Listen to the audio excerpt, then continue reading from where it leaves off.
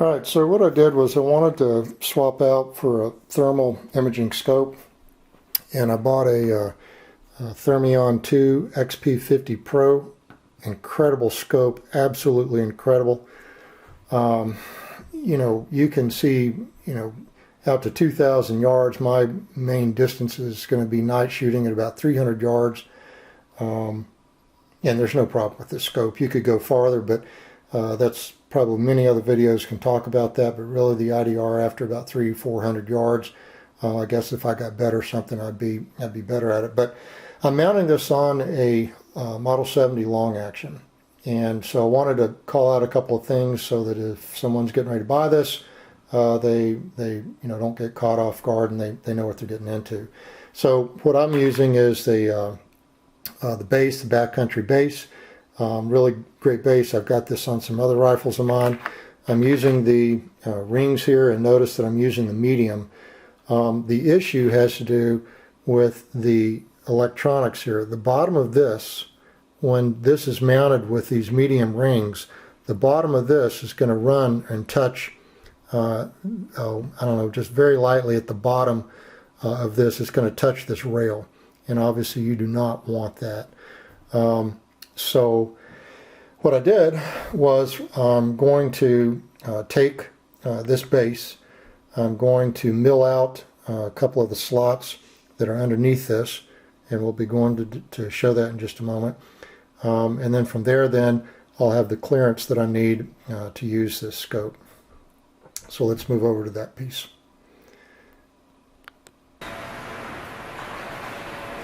If you have a machinist, this would be the better way to go, but I'm going to use my drill press.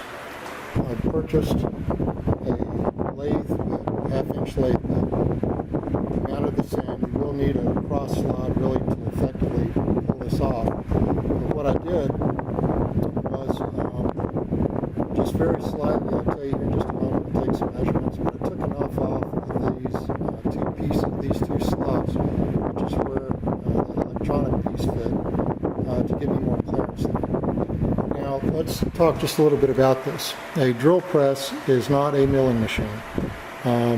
So, if you're going to do this, you want to take, 10 thousandths off at a time. You want to be very, very careful.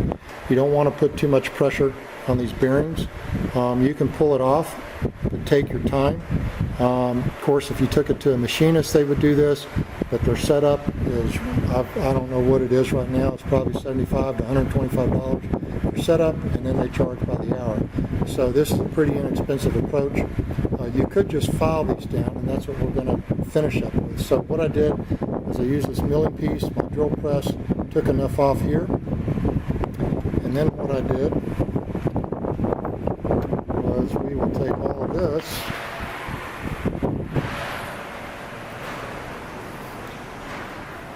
and position up in here.